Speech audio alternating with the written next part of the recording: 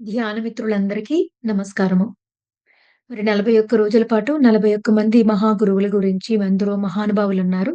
వారిలో కొందరి గురించన్నా తెలుసుకోవాలనే సంకల్పంతో, అలాగే ఒమేగా పిరమిడ్‌ని మేనిఫెస్టేషన్ చేసుకునే సంకల్పంతో మొదలుపెట్టిన ఈ 41 రోజుల జర్నీలో మనం మరొక రోజులోకి చేరుకున్నాం మై డియర్ ఫ్రెండ్స్. మరి ఈరోజు మనం తెలుసుకోబోతున్న ఆ యొక్క మనిషి ఎవరంటే గనక యానస్థీషియా గారు. యానస్థీషియా ఆవిడ రష్యాలో ఉంటారు. ఆవిడ గురించి బయట ప్రపంచాన్ని ఎవ్వరికీ ఏమీ తెలియదు. కానీ ఒకానొక సమయం వచ్చినప్పుడు ఆవిడే తన గురించి, తను చెప్పే జ్ఞానం గురించి ప్రపంచం అంతా వెల్లడి చేయాలని నిర్ణయించుకుని, ఆమె ఒకానొక వ్యక్తిని ఎంచుకున్నారు. అతని పేరే వ్లాడిమర్. ఆ వ్లాడిమర్ ద్వారా ఆమె యొక్క జీవన విధానాన్ని, దివ్య జ్ఞానాన్ని మొత్తం ప్రపంచానంతటికీ కూడా తెలియజేశారు. ఆవిడ రష్యాలోని సెబేరియన్ అడవుల్లో ఉంటారనమాటండి. పత్రిసారి ఆవిడని ఒక లేడీ టార్జాన్ అంటూ ఉంటారు. నాకేమనిపిస్తుందంటే ఆవిడ మానవ రూపం ఎత్తిన ఒక వనదేవత అని అనిపిస్తూ ఉంటుందనమాట. ఆ ప్రకృతి దేవిలాగా నాకనిపిస్తూ ఉంటుంది. ఆవిడ గురించి తెలుసుకున్నప్పుడు.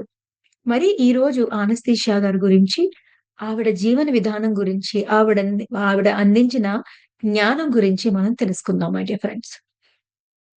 ముందుగా ఈ వ్లాడిమర్ అనే అతన్నే ఎందుకని ఈ జ్ఞానాన్ని ఇవ్వడానికి ఆవిడ ఎంచుకుందంటే, ఈ వ్లాడిమర్ పూర్తి ప్రాపంచిక మనిషనమాటండి. ఒక బిజినెస్ మ్యాన్.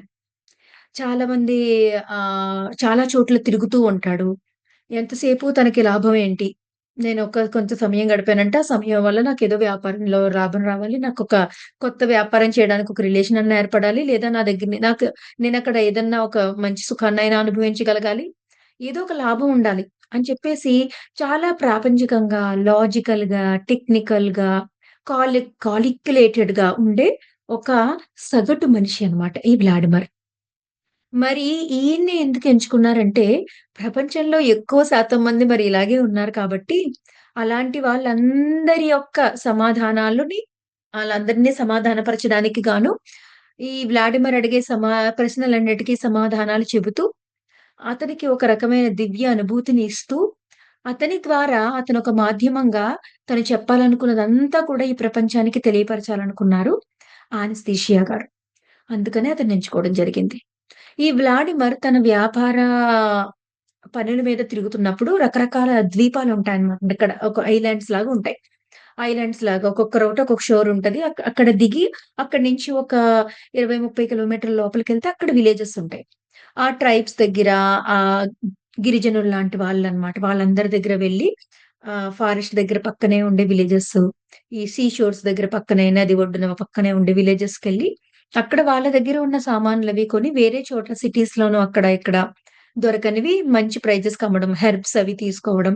అట్లా అతని ట్రేడింగ్ బిజినెస్ చేస్తూ ఉంటాడనమాటండి. అలా అతను ఒక చోటికి ఆగినప్పుడు ఒక పెద్దాయనొస్తారు. ఆయనెవరో కాదు మన యానస్థీషియా గారి తాతగారు. ఆయన వచ్చి వ్లాడిమిర్‌ని పిలుస్తారనమాట. ఒక చెట్టుని కొట్టాలి. ఆ చెట్టు కొట్టడానికి మీ సహాయం కావాలి రండి అని చెప్పి. అప్పుడు చెప్తాడనమాట. అది మామూలు చెట్టు కాదు. అది రింగింగ్ సీడర్. రింగింగ్ సీడర్ ఆ రష్యాలో ఒక ప్రాంతంలో ఒకానొక సీడర్ ఉంటదనమాట. అంటే అది రింగింగ్ సీడర్స్ అంటారు వాటిని. అదేంటంటే 550 సంవత్సరాల పాటు ఆ మొక్క బతికిన తర్వాత, ఆ 550 సంవత్సరాలు భూమాత నుండి, ఆ సకల చుట్టూ ఉన్న జీవరాశి నుంచి, ప్రకృతి నుంచి, సూర్యుడి నుంచి, చంద్రుడి నుంచి, నక్షత్రాల నుంచి ఎంతో అఖండమైన, అపారమైన శక్తిని, జ్ఞానాన్ని కూడగట్టుకుంటుందట ఆ సైడర్ ట్రీ. మరి ఆ రింగింగ్ సైడర్ అంతటిని కూడగట్టుకొని ఒక పక్వత చేరిన తర్వాత దాన్ని అందరికి పంచిపెట్టడానికి సిద్ధపడుతుందనమాట. ఇంకా తర్వాత అంతకంటే ఎక్కువ బ్రతకదు ఆ ట్రీ. అందుకని ఏం చేస్తారు అది టైం అయిపోయిన తర్వాత ఆ పరిపక్వత జ్ఞానం పొందిన తర్వాత ఆ ట్రీలోంచి ఒక రింగింగ్ సౌండ్ అనేది వినిపిస్తుందట.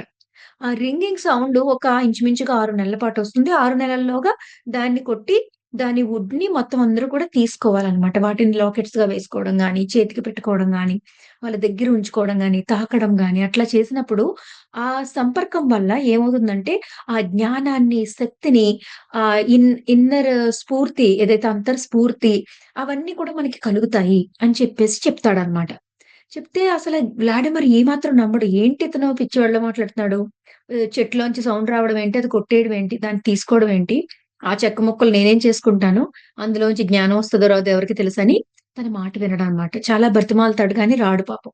వెళ్ళకపోతే అప్పుడు అక్కడ వ్లాడిమిర్‌తో పాటు ఆ వ్యాపారంలో సహాయడానికి ఇంకా కొంతమంది షిప్‌లో తనతో పాటొస్తారు. తనతో పాటొచ్చిన ఒక అమ్మాయికి ఆ లాకెట్, ఒక లాకెట్ అంతకు ముందు లాకెట్ ఇస్తాడనమాట. రింగింగ్ సైడర్ లాకెట్. ఆ తర్వాత కొన్నాళ్ళకి మళ్ళీ ఆ సీజనొచ్చాక మళ్ళీ కలిసి వెళ్తారు. నెక్స్ట్ సీజన్‌కి ఆ అమ్మాయిని కలిసినప్పుడు వ్లాడిమిర్ ఆ అమ్మాయి చాలా చాలా బ్రైట్‌గా, ఇంకా చాలా ఆరోగ్యంగా, చాలా ఉత్సాహంగా, కొత్త కాంతితో కనిపించడం చూసి, "ఏమైంది నీకు?" అంటే తన జీవితంలో చాలా పాజిటివ్ మార్పులన్నీ చెప్పి, ఆ తర్వాత ఈ లాకెట్ వేసుకున్నప్పటి నుంచి నాకిది జరగడం నేను గమనించాను అని చెప్పేసి చెప్తుందనమాట. అంటే ఆ పాజిటివ్ ఎనర్జీ అలా ఉందనమాటండి. అప్‌లిఫ్ట్ చేస్తుంది మనలో ఉన్న పాజిటివ్ ఎనర్జీని. అప్పుడు తెలుసుకున్న తర్వాత అప్పుడతను రీసెర్చ్ చేయడం మొదలుపెడతాడు. అసలేంటి ఈ చెట్లు అని. అప్పుడతను తెలుసుకుందేంటంటే అప్పుడు కూడా ఏంటి జ్ఞానం కోసం వెళ్ళడు. శక్తి కోసం కూడా వెళ్ళడు. ఆ రింగింగ్ సీడ్స్ యొక్క ఆయిలు, ఒక్క లీటర్ ఆయిలు చాలా ఎక్కువ రేటు పలుకుతుందనమాట. బయట మార్కెట్‌లో. ఇంత ఇంత డబ్బు పెడితే గాని ఒక లీటర్ ఆయిల్ దొరకదా? అలాంటిది అక్కడ చాలా చెట్లున్నాయా? అయితే నేను ఈసారి సేమ్ ప్లేస్‌కెళ్ళి వాళ్ళ దగ్గరికెళ్ళి నేను మొత్తం అక్కడంతా తెలుసుకొని, ఆ చెట్లెక్కడున్నాయో నేను తెలుసుకొని, వాళ్ళకి తెలుస్తది. అడవంతా ఏం తిరగలేను. So, I have to cash those trees అని చెప్పి అనుకుంటాడనమాట. అనుకుని వస్తాడు. నెక్స్ట్ టైమొచ్చినప్పుడు అప్పుడు యానస్థీషియా వస్తుందనమాటండి అక్కడికి. ఆవిడొక పల్చని ఒక పొట్టి ఫ్రాకేసుకుంటుంది. ఆల్‌మోస్ట్ ట్రాన్స్‌పరెంట్ ఫ్రాక్‌లా ఉంటదనమాటండి ఆవిడ. కాలికి చెప్పులుండవు. చాలా అందంగా ఉంటదావిడ. ఆవిడొచ్చి "వదినా నాతో తీసుకెళ్తాను. నీకు చూపిస్తానంటుందనమాట. అలా చాలా దూరం నడిపించి అడవిలోకి తీసుకెళ్ళి ఒక చోటుకొచ్చిన తర్వాత ఇదే నా ఇల్లంటుంది. అక్కడ ఏమీ ఉండదు అడవిలో. మొత్తం ఒక ఓపెన్ ప్లేస్ ఉంటుందనమాట. అతనికి చాలా కోపమొస్తదనమాట. నిన్నిక్కడ తీసుకొచ్చావేంటి అని చెప్పేసి. ఆ అమ్మాయి అతన్ని చేసుకుంది. అతను వచ్చేలాగా తనే చేసిందనమాట. యానస్థీషియాయే చేసింది. ఎందుకంటే she chose him to share and spread her message. అలాగా అప్పుడు నాకిక్కడ ఎలా పడుకుంటాను, నేను కింద పడుకోను. నాకు చలిగా ఉంది అంటాడనమాట. ఒక కేవ్ చూపిస్తది. చిన్న కేవ్‌లాగా వచ్చి పడుకో అంటే. లేదు బెడ్డుంది వెళ్లి పడుకో అంటే పడుకుంటాడు. కానీ మొన్నటి లెగిసి చూసేసరికి ఒక ఎలుగుబంటి మీద పడుకొని ఉంటాడనమాట. కెవ్వున కేక పెట్టి బయటకొచ్చేస్తాడు. బయటకొచ్చేస్తే ఆమె "ఎందుకు ఏడుస్తున్నావు? నీకు రాత్రంతా చక్కగా వెచ్చగా ఉండేలా నేను పట్టుకొని పడుకుంది కదా!" అది అంటదనమాట. తర్వాత ఆకలేస్తుందని అడుగుతాడు. ఆకలేస్తుందంటే ఒక చిన్న సౌండ్ చేస్తుంది. వెంటనే స్క్విరల్స్ అన్నీ తీసుకొచ్చి బుజ్జి బుజ్జి పళ్ళు, ఆహ్, నట్స్ ఇస్తాయన్నమాట చేతిలో. అవి తీసుకెళ్ళి తిను అంటుందన్నమాట. సో, అలాగా ఆ అమ్మాయిని చూసి చాలా ఆశ్చర్యపోతాడన్నమాట. ఆమె నడుస్తూ ఉంటుంది. నడుస్తూ ఉంటంటే ఇతను చాలా ఆవేశపడి రొప్పుతూ ఉంటాడు. ఆమె అసల పాదాలు తేలిపోతూ వెళ్తున్నాయా అన్నట్టుగా ఆ అడవిలో నడుచుకుంటూ వెళ్ళిపోతుందన్నమాట. సునాయాసంగా చెట్లెక్కేస్తది. చెట్ల మీద నుంచి నడిచి వెళ్ళిపోతూ ఉంటదావిడ. అసలా మాట్లాడితే యానిమల్స్ అన్నీ వస్తా ఉంటాయి. ఆమె పాట పాడుతుంటే యానిమల్స్ అన్నీ డాన్స్ ఏస్తూ ఉంటాయి. ఆవిడేం చెప్తే అవన్నీ వింటూ ఉంటాయి. హాని చెయ్యవు. అవన్నీ చూసి ఇతనికి చాలా చాలా ఆశ్చర్యం కలుగుతదనమాట. సో, అలా మొత్తం అసలు అతనికి రకరకాలుగా జ్ఞానం చెప్పడం మొదలుపెడతా ఉంటది. మొదలుపెడుతుంటే ఇదంతా నాకెందుకు చెప్తున్నావు? ఇది ఇలా కాదు, అలా కాదు. అసలు ఈ అడవిలో ఏముందని, మా దగ్గర ఇవుంటాయి, అవుంటాయి అని చెప్పి మొత్తం ఒక ప్రాపంచిక మనిషికున్న ప్రశ్నలన్నీ అడుగుతూ ఉంటాడు. వాటన్నిటికి ఆవిడ ఆన్సర్ చేస్తూ తను అందించాల్సిన జ్ఞానం అంతా అందిస్తుందనమాట. అలా ఎంతో జ్ఞానాన్ని ఆయనకి బోధిస్తుంది. అంతేకాదు ఆయనతో దగ్గరయ్యి ఆయనతో ఒక బిడ్డను కూడా కంటుందావిడ. ముందుగా ఆమెను తాకడానికి ట్రై చేసినప్పుడు ఏమవుతుందంటే, ఎగిరి అవతల పడతాడనమాటండి. చాలా దూరం వెళ్ళిపోయి అన్‌కాన్షియస్ అయిపోతాడు. ఆవిడ చుట్టూ ఒక రే ఉంటుందనమాట. ఒక కాంతి రే అని అంటారు ఆవిడని. ఆ కాంతి ఎప్పుడు ఆవిడని సంరక్షిస్తూ ఉంటుందనమాట. ఆవిడ చిన్నప్పుడే అమ్మా, నాన్న చనిపోతారు. ఆయన ముత్తాత మాత్రమే ఉంటారనమాట. ఆ తాత, ముత్తాత కూడా ఆవిడని అలా ఆ ప్రకృతిలోనే, అడవిలోనే వదిలేస్తారు. మొత్తం ఆ రే ఏదైతే ఉంటుందో, ఆ కాంతే ఆమెని పెంచుతుందనమాట. ఆవిడ మొత్తం అడవిలోనే పెరిగారావిడ. కానీ, అసల కంప్యూటర్స్ అంటే ఏంటి? కార్స్ అంటే ఏంటి? టెక్నాలజీ అంటే ఏంటి? ఫ్లైట్స్ ఏ టెక్నాలజీతో పనిచేస్తాయి? ఇంటర్నెట్ అంటే ఏంటి? మొత్తం మనకి ఆధునిక టెక్నాలజీ ఏంటి? మన జీవన విధానాలేంటి? మనకున్న సమస్యలేంటి? మొత్తం అన్నీ తెలుసనమాట ఆవిడకి. ఎక్కడ మన బయోలాజికల్ జియోగ్రఫికల్ ఈ థింగ్స్ అన్నీ ఎక్కడెక్కడున్నాయి? ఎక్కడ ఏ దేశం ఉంది? మన ఇండియన్ ఫిలాసఫీ గురించి కూడా తెలుసు ఆవిడకి. మొత్తం అన్నీ తెలుసు. తెలియని విషయం అంటూ ఏం లేదనమాట. అసలు ఇక్కడే పుట్టి పెరిగింది నీకు ఇవన్నీ నాకెలా తెలుసు అంటే, ఆ ఏదైతే ఉందో దాని ద్వారా నేనిక్కడుంటూ ఎక్కడికైనా చూడగలను. ఏ విషయాన్నైనా తెలుసుకోగలను. మొత్తం అన్నిటిని తెలుసుకోగలను. ఐ యామ్ ఇన్ దట్ ఆవిడొక ఏకత్వ స్థితిలో ఉంటారనమాటండి. ఒక అనాగరికమైన కాదు. అనంతమైన జ్ఞానమున్న ఒక మహా గొప్ప మహిళ అనమాట ఆవిడ. సో, అలాగా ఆఖరికి ఎప్పుడైతే అతను ఒక ప్యూర్ థాట్‌లో ఉంటాడో, అప్పుడు మాత్రం అతన్ని దగ్గరికి రానిచ్చి, ఒక బిడ్డని కూడా కంటుందనమాట. ఆ బిడ్డని పెంచడం ద్వారా ఆవిడ ఒక బిడ్డని ఎలా పెంచాలి? ఆ బిడ్డకి మనం రకరకాల బొమ్మలు కొనిస్తూ ఉంటాం కదా! అంటే ఒక నార్మల్ హ్యూమన్ ఒక బొమ్మను తయారు చేసినప్పుడు, ఆ తయారు చేసిన వెనకాలున్న వాళ్ళ ఇంటెన్షన్ ఏదైతే ఉందో, ఆ ఇంటెన్షన్ తాలూకు ఎనర్జీ అంతా కూడా ఆ పిల్లలకెళ్తదట. ఆవిడ ఎంతసేపు ఏం చెప్తారంటే, మీ పిల్లల్ని ఆ దేవుడు సృష్టించిన బొమ్మలతో ఆడుకోనివ్వండి. ఆ ప్రకృతిలో ఆకులతో, మట్టితో, ఇసకతో వీటన్నిటితో ఆడుకోనివ్వాలి పిల్లల్ని.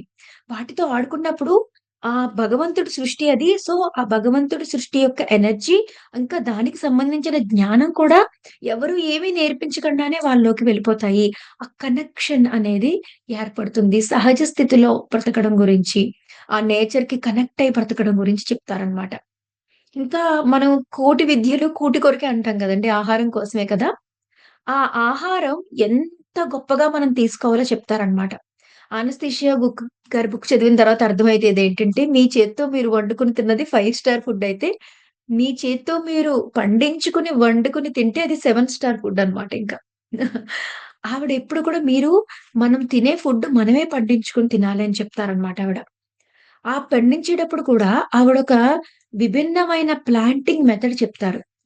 వ్లాడిమిర్‌కి. అదేంటంటే ఏదన్నా ఒక సీడ్‌ని పాతిపెట్టే ముందు ఆ సీడ్‌ని నాలికకి కింద పెట్టుకొని, అలాగా మన పాదాలు డైరెక్ట్‌గా భూమాత మీదుంచి, సూర్యుడు మన వైపు పడేలాగా నాలిక కిందేమో ఆ విత్తనం ఉండేలాగా పెట్టుకొని, అలాగ ఒక 3-10 నిమిషాల పాటు పెట్టుకున్నప్పుడు ఏమవుతుందంటే, ఆ సలైవాలో వెళ్ళి ఆ విత్తనం మీ తాలూకు మొత్తం ఇన్ఫర్మేషన్‌ని అంటే ఇప్పుడు మీ ప్రస్తుత ఆరోగ్య పరిస్థితి మొత్తం ఇన్ఫర్మేషన్ అంతా తీసుకుంటదట. ఆ తర్వాత అప్పుడు ఆ సీడ్‌ని తీసి భూమిలో పెట్టి అలాగా ఒక 2, 3 రోజులు వదిలేసిన తర్వాత అప్పుడు నీళ్లు పొయ్యాలి. ఈలోగా ఏం చేస్తదంటే మన దగ్గర తీసుకున్న ఇన్ఫర్మేషన్‌తో మనకి ఎటువంటి మెడిసిన్ వాల్యూస్ కావాలో, ఎటువంటి హెల్ప్ కావాలో, ఎటువంటి న్యూట్రియంట్స్ కావాలో వాటన్నిటికి సంబంధించినట్టుగా తన లోపల పదార్థాన్ని తయారు చేసుకుంటుందట. అప్పుడైతే పండించుకొని మనం దగ్గరుండి దానికి నీళ్లు పోసి రోజు పండించుకొని, ఆ ఫ్రూట్‌ని మనం తింటామో, అప్పుడు మనకి సంపూర్ణమైన ఆరోగ్యం వస్తుంది. అసలు ఎటువంటి ఆరోగ్య సమస్యలనేవి రావు అని చెప్తారనమాట. అలాగే కాదు మనం పుట్టిన ప్రదేశానికి మనకి ఎంతో కనెక్షన్ ఉంటుంది. ఎవరెవరు ఎక్కడైతే ఉంటారో స్వస్థలాలు ఏవైతే ఉంటాయో అక్కడే జీవించడానికి ప్రయత్నించాలి. ఆ ప్రదేశంలో, ఆ వాతావరణంలో, ఆ కాలానికి తగ్గ ఏ ఫుడ్ అయితే వస్తాయో, ఏ పళ్ళైతే వస్తాయో అవి వాళ్ళ కోసం చాలా కరెక్ట్‌గా సరిపోతాయి. ఎంతో ఆరోగ్యంగా ఉంటారు వాళ్ళు అని చెప్తారనమాటండి. అంతే కాకుండా తను చెప్తారనమాట. ఒక ఫార్మ్ హౌస్ లాగా ఒక 2 ఎకరాల స్థలాన్ని తీసుకోవాలి. తీసుకొని అందులోనే చిన్నిల్లు కట్టుకొని, చుట్టూ గార్డెన్ వేసుకొని ప్రకృతితో కనెక్ట్ అవుతూ, ఆ మొక్కల్ని పెంచుకుంటూ మనం లివింగ్ చెయ్యాలి అని చెప్తారనమాట. ఆవిడ ఒక జీవన విధానాన్ని కూడా చెప్తారు చక్కగా. ఏంటంటే ఒక కార్నివల్స్‌లో జరుగుతాయి. అక్కడ అమ్మాయి, అబ్బాయి ఒకళ్ళనొకళ్ళు కలుసుకున్న తర్వాత they want to decide to live life as a wife and husband. అలా అనుకున్న తర్వాత వాళ్ళొచ్చి చెప్తారట పేరెంట్స్‌కి. మేమిద్దరం వైఫ్ అండ్ హస్బాండ్‌గా ఉండాలనుకుంటున్నామని. అనుకున్న తర్వాత అప్పుడు వాళ్ళిద్దరూ కలిపి పెళ్లి చేసుకోక ముందు వెళ్లి అన్ని స్థలాలు తిరిగి చూసి అక్కడ మెడిటేట్ చేస్తారట. రకరకాల చోట్లకి వెళ్లి చూసి. ఎక్కడైతే మెడిటేట్ చేసినప్పుడు వాళ్ళకిద్దరికీ ఆ శృతి చక్కగా కుదురుతుందో, ఆ ప్లేస్‌ని వాళ్ళు అక్కడ ఆ 2 ఎకర్స్‌ని వాళ్ళు తీసుకొని, ఆక్యుపై చేసుకొని, ఆ స్థలంలోనే వాళ్ళ పెళ్లి జరుగుతుందనమాటండి. ఆ స్థలంలోనే పెళ్లి జరిగిన తర్వాత ఏం చేస్తారు, మొత్తం అందరిని వాళ్ళిద్దరే వెళ్లి అందరిని ఆహ్వానిస్తారనమాట. ఆహ్వానించినప్పుడు వాళ్ళందరూ కూడా ఆహ్, వాళ్ళ దగ్గరున్న ప్లాంట్సు, చిన్న చిన్న సీడ్సు వాళ్ళ దగ్గరున్న యానిమల్సు, పెట్సు, బేబీ యానిమల్స్ అవన్నీ తీసుకొనొచ్చి వీళ్ళకిస్తారనమాట. ఇచ్చి వాళ్ళందరూ కలిపి ఆశీర్వదించి మొత్తం అందరూ కలిపి వీళ్ళకి ఒక హౌసు, ఆ గార్డెన్ ఫార్మ్ చేసుకోవడంలో ఇనీషియల్ హెల్ప్ మొత్తం అందరూ కలిపి వచ్చి చేస్తారు. ఆ తర్వాత అప్పుడు వాళ్ళక్కడ జీవనం కొనసాగించడం మొదలుపెడతారనమాట. So, to connect with all those trees and everything. So, that is how we need to live అని చెప్తారనమాట అనస్థీషియా గారు. ప్రకృతికి ఎప్పుడైతే దూరమైపోయి బ్రతుకుతామో, అప్పుడు అసహజమైన జీవనం బతుకుతాము. అసహజమైన జీవనం బ్రతికితే మనం ఏమి నేర్చుకోలేమని చెప్తారనమాట. వ్లాడిమిర్ ఎన్నో సందేహాలడుగుతాడనమాట. "అసలు నువ్వెంత మిస్ అయిపోతున్నావో తెలుసా? ఎక్కడికైనా ఎళ్ళాలంటే నీకేమీ లేదు నడిచెళ్ళాలి. అయితే కార్‌లో ఎళ్ళొచ్చు, మేము ఫ్లైట్‌లలో ఎళ్ళొచ్చు. అవి చూడొచ్చు, ఇవి చూడొచ్చు" అని రకరకరకాల ప్రశ్నలు అడుగుతూనే ఉంటాడు. వాటన్నిటికి కూడా అనస్థీషియా గారు సమాధానం చెప్తానే ఉంటారు. ఆవిడకి తెలియనిదంటూ ఏం లేదు. నేనవన్నీ చూసాను. నేనక్కడంతా వెళ్ళాను. ఆ ఎక్స్‌పీరియన్సెస్ అన్నీ నాకు తెలుసని చెప్తారనమాట. అయితే ఆవిడ ఎన్నో విషయాలు మీ ఆలోచన అనేది చాలా చాలా ముఖ్యమైనది. మీ ఆలోచనలో ఏదుంటే అది జరుగుతూ ఉంటుంది. మీ ఆలోచనల్ని చాలా జాగ్రత్తగా గమనించుకోవాలి. మీరు ధ్యానం చేసి ఆలోచనని సరైన మార్గంలో మలుచుకోవాలని చెప్తా ఉంటారనమాట.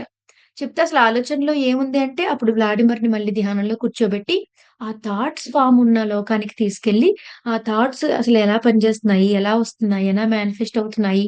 అనేది మొత్తం అంతా కూడా అతనికి చూపిస్తారనమాట. అలాగే అసలు క్రియేషన్ ఎలా చేయాలి? ఎలా విజువలైజ్ చేసుకోవాలి? అప్పుడు విజువలైజ్ చేసుకున్నది మన ముందుకెలా వస్తుంది? అని చెప్పేసి ఆ క్రియేషన్ గురించి చూపిస్తారు. అలా మొత్తం ఎంతో జ్ఞానాన్ని పిల్లలకి ఎప్పుడైనా ఏదైనా బాగోకున్నప్పుడు బయట ఆరు బయటలో అలాగా లేత సూర్యరశ్మికి ఎయిర్‌కి పెట్టినప్పుడు వాళ్ళు ఎలాగా చక్కగా శుద్ధి జరుగుతారు వాళ్ళంతా అని చెప్పేసి మొత్తం ప్రతి ట్రీ నుంచి దాన్ని హగ్ చేసుకొని, దాన్ని కనెక్ట్ అయినప్పుడు మన హార్ట్ సెంటర్ ఎలా ఓపెన్ అవుతది. మన హార్ట్ సెంటర్ ఓపెన్ చేసుకోవడం చాలా సులభం అనమాటండి. హృదయం గనక మూసుకుపోయి ఉంటే, మనం మన జీవిత లక్ష్యానికి గానీ, ఆ కరుణకు గానీ, జ్ఞానానికి గానీ, దేనికి మనం కనెక్ట్ అవ్వలేం. కానీ ఆ హార్ట్ సెంటర్ గనక ఓపెన్ అయితే, it is the way to our Sahasrara అనమాటండి. హార్ట్ ఓపెన్ అవ్వడం చాలా ఇంపార్టెంట్. ఎప్పుడైతే మనం ఆ ప్రకృతితో కనెక్ట్ అయ్యి ఉంటామో, ఆ వృక్షాలు, యానిమల్స్ అవన్నీ కూడా ఆ అన్‌కండిషనల్ ప్రెజెన్స్ అండ్ లవ్‌తో ఆ హార్ట్‌ని ఓపెన్ చేయడానికి మనకి సులువుగా హెల్ప్ చేస్తాయన్నమాట. ఎప్పుడైతే హార్ట్ ఓపెన్ అవుతుందో, మనకప్పుడు రైట్ ఇంట్యూషన్సు, రైట్ డెసిషన్స్ తీసుకోవడము అన్నీ చేయగలుగుతాం అన్నమాట. సో, ఆ ప్రకృతితో ఉంటే అప్పుడు మీ హార్ట్ సెంటర్ ఓపెన్ అవుతుంది అని కూడా ఆవిడ చెప్తారన్నమాట. ఇంకా ఎన్నెన్నో ఉన్నాయి. మొత్తం ఆవిడ ఇవంతా చెప్పిన తర్వాత వ్లాడిమిర్ ఎళ్ళిపోయే ముందు "నువ్విదంతా పుస్తకం రాయాలి. నువ్వు ఎళ్ళిపోయిన తర్వాత" అంటే, "పుస్తకమా, గిస్తకమా నేనేం రాయను. నాకసలంత సమయం లేదు. పుస్తకం రాయడం నాకు తెలీదు. నేనెప్పుడు రాయలేదు. నాకు చేత కాదు. అసలు నువ్వు చెప్పినయి నాకు గుర్తుంటాయో లేదో కూడా నాకు తెలీదు. అర్థమైనయో కూడా లేదో కూడా నాకు తెలీదు. నేను పుస్తకం ఎలా రాస్తాను" అంటాడనమాట. అంటే అప్పుడు అనస్థీషియా అంటారనమాట. "లేదు నువ్వు తప్పకుండా రాస్తావు. నువ్వు రాయాలని సంకల్పించుకొని నువ్వు పేపరు, పెన్ను పట్టుకుంటే చాలు. అన్నీ అదే జరుగుతాయి. నీకన్నీ గుర్తొస్తాయి. నువ్వు రాయగలుగుతావు" అని చెప్పి పంపుతారనమాట. కానీ వెళ్ళాక ఏమి రాయడు వ్లాడిమిర్. కానీ ఏమవుతుందంటే తన వ్యాపారం అంతా నష్టపోయి, మొత్తం డబ్బులన్నీ పోయి రోడ్డు మీదకొచ్చేసే స్థితిలోకి వచ్చేస్తాడనమాట. వచ్చేసినప్పుడు ఎలా డబ్బులు సంపాదించాలి? ఏం చేయాలో ఏమీ అర్థం కాదు. అలా అర్థం కాని అయోమయ పరిస్థితుల్లో అప్పుడు అనస్థీషియా చెప్పిన మాట గుర్తొస్తుందనమాట. పుస్తకం రాయని. సరే ఈ పుస్తకం రాసి అదన్నా ప్రింట్ చేసి అమ్ముదాం అని చెప్పి అప్పుడు రాయడం మొదలు పెడతాడనమాట అనస్థీషియా గారు చెప్పినవన్నీ. అలా రాయడం మొదలుపెట్టాక ఆ పుస్తకం ఎంత గొప్ప సంచలనం అయిపోయిందో, ఎన్ని మిలియన్స్ ఆఫ్ కాపీస్ అమ్ముడుపోయాయో, ఎన్ని వందల భాషల్లోకి ఎన్ని వందల భాషల్లోకి అవి అనువాదం చేయబడ్డాయో అసలు లెక్కే లేదనమాట. ఈ పుస్తకం ఒకటే కాదు మాస్టర్స్. ఆ 'ringing shadows of Russia' anaesthesia గారి ఆ సీరీస్‌లో మొత్తం 9 పుస్తకాలున్నాయి. తొమ్మిదో పుస్తకాన్ని 8.5 అంటారు. పదో పుస్తకం కూడా వస్తోందట. అంటే ఆవిడ ఒక్కొక్క వాల్యూమ్‌లో డీటెయిల్‌గా ఎంతో మనం ఎక్కడ శృతి తప్పిపోయాము, ఎలాగా అసహజమైన స్థితిలో పడిపోయాము, సహజత్వంలోకెళ్ళడం ద్వారా ఎలా కనెక్ట్ అవుతాము, మనమందరం కూడా దైవ స్థితికి ఎలా చేరుకుంటాము, అని మొత్తం ఎంతో జ్ఞానాన్ని ఆవిడ అందించారనమాటండి. ఆవిడ ఎంతో జ్ఞానాన్నే కాదు, ఎలా బ్రతకాలి, డైలీ లైఫ్ ఎలా బ్రతకాలి, ఎలా తినాలి, ఎలా కనెక్ట్ అవ్వాలి, అవన్నీ కూడా చాలా చాలా అద్భుతంగా చెప్పారు. మొత్తం 9 బుక్ సిరీస్ ఉంది మై డియర్ ఫ్రెండ్స్. అనస్థీషియా గారి గురించి అనంతమైన జ్ఞానాన్ని అందించారావిడ. ఆవిడ ఆ పుస్తకాలన్నిటిని కూడా పత్రి సారు చదివి, ఆ పత్రి సార్ ఎంతో మందికి మీరు చదవండి, చదవండి. ఇది తప్పకుండా తెలుసుకోవాలి. ఎంతో అద్భుతమైన జ్ఞానం ఉంది ఇందులో అని చెప్పేసి. అలాగే పేరెంట్స్ కూడా తప్పకుండా చదవాలి. పేరెంటింగ్ సబ్జెక్ట్ కూడా చాలా ఉంది అందులో. చక్కగా పిల్లల పెంపకం, వాళ్ళ మీద ప్రభావాల గురించి కూడా చాలా బాగా చెప్పారు. అన్నిట్లికి వ్యవసాయం కావాల్సినోళ్ళకి గార్డెనింగ్ ఉంది. ఆత్మజ్ఞానం కావాల్సినోళ్ళకి ఆత్మజ్ఞానం ఉంది. ఇట్స్ ఎ ప్యాకేజ్ అన్నమాట అండి. అందులో లేనిదంటూ ఏమీ లేదు. అంత అద్భుతమైన పుస్తకాల series my dear friends 'anaesthesia' గారు. ఆవిడ మహా అద్భుతమైన ఒక వనదేవత. అధిరోహణ స్థితి పొందిన ఒక గొప్ప వనదేవత అని చెప్పొచ్చనమాట. మరి తప్పకుండా ఈ పుస్తకాలను చదవండి. ఆవిడ అందించిన జ్ఞానాన్నంతటిని కూడా తెలుసుకుందాం. మరొక మాస్టర్‌తో మళ్ళీ తిరిగి ఇంకొక రోజు కలుసుకుందాం. Thank you so much. జయ హో